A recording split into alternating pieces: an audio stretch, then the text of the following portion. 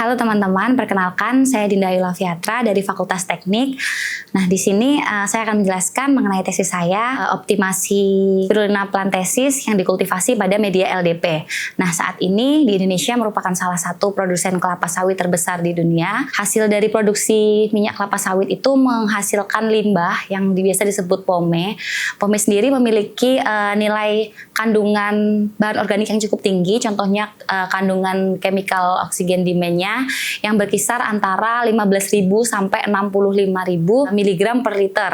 Dan untuk kandungan biochemical oksigen demand-nya yaitu sekitar 8.200 sampai 35.000 mg per liter. Salah satu pengolahan pome sendiri yaitu biasanya diolah menggunakan proses anaerobik, yaitu menghasilkan biogas.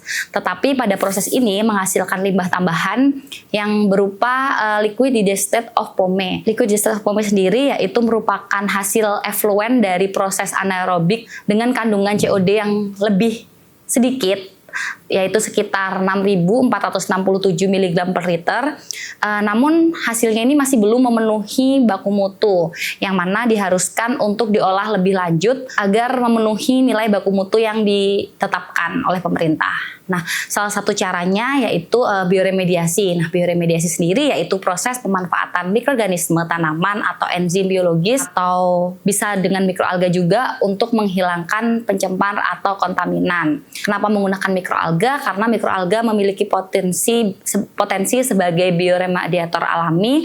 Salah satunya yaitu spirulina plantensis. Kenapa spirulina plantensis? Karena mikroalga spirulina plantensis sendiri tumbuh cepat dan membutuhkan CO2, cahaya, serta nutrien seperti nitrogen, fosfor, dan kalium yang membentuk biomasa, dan kandungan dari nutrien dari LDP tadi dapat menjadikan proses kultivasi mikroalga menjadi lebih potensial bagi pertumbuhannya. Namun diperlukan pengaturan durasi, penyinaran, dan waktu aerasi untuk mendukung pertumbuhan optimal pada mikroalga sendiri. Bagaimana sih cara kultivasi jadi mikroalga sendiri? Terdapat dua sistem, yaitu sistem terbuka dan sistem tertutup.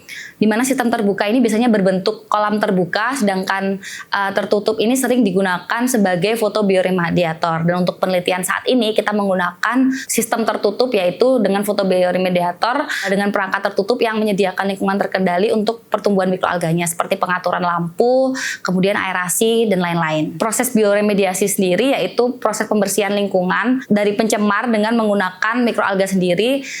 Dapat juga menggunakan mikroorganisme seperti bakteri, tetapi di sini mikroalga sangat potensial karena pertumbuhannya tergolong cepat dan tidak terlalu sensitif dibandingkan dengan bakteri-bakteri yang lain. Nah, tetapi untuk menghasilkan yang lebih optimal lagi, terdapat proses optimasi, yaitu menggunakan respon surface metodologi yang merupakan proses teknik matematika yang digunakan untuk menganalisis masalah di mana beberapa variabel ini dipengaruhi variabel-variabel lainnya dengan fungsi utama untuk mengoptimalkan nilai respon. Yang pertama yaitu dengan menggunakan desain eksperimen terlebih dahulu, kemudian pengumpulan data dan optimasi yang dapat diketahui untuk menghasilkan variabel mana yang lebih optimal untuk digunakan kultivasi mikroalga sendiri. Nah, tahap-tahap penelitiannya yaitu yang pertama kultivasi selama 7 hari dengan menyiapkan media kultivasi, media kultur, dan pengenceran LDP sendiri.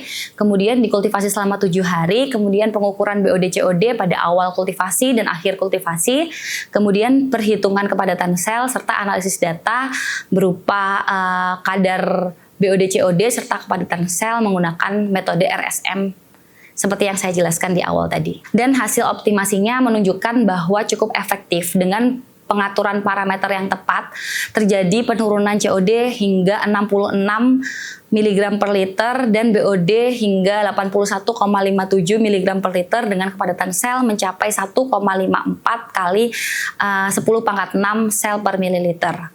Hal ini membuktikan bahwa penelitian ini efektif menggunakan metode pengelolaan lanjutan untuk limbah LDP tadi, dan secara keseluruhan di sini tidak hanya mampu menurunkan pencemar organik secara signifikan, tetapi juga menghasilkan biomasa bernilai kualitas yang tinggi dan memiliki nilai ekonomi, sehingga menjadikan metode ini sebagai solusi berkelanjutan dan inovatif dalam pengolahan limbah industri kelapa sawit. Terima kasih perhatiannya, sampai ketemu lagi.